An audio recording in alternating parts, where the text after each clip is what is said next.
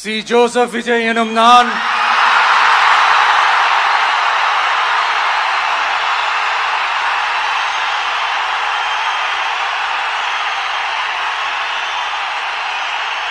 சட்டப்படி அமைக்கப்பெற்ற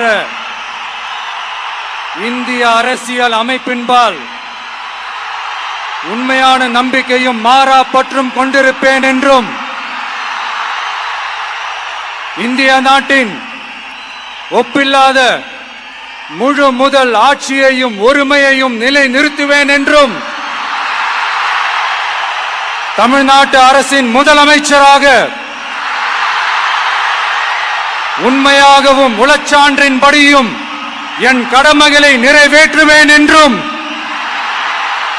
அரசியல் அமைப்பிற்கும் சட்டத்திற்கும் இணங்க அச்சமும் ஒருதலை சார்பும் இன்றி விருப்பு வெறுப்பை விலக்கி பலதரப்பட்ட மக்கள் அனைவருக்கும் நேர்மையானதை செய்வேன் என்றும் ஆண்டவன் மீது ஆணையிட்டு உறுதிமொழிகிறேன்.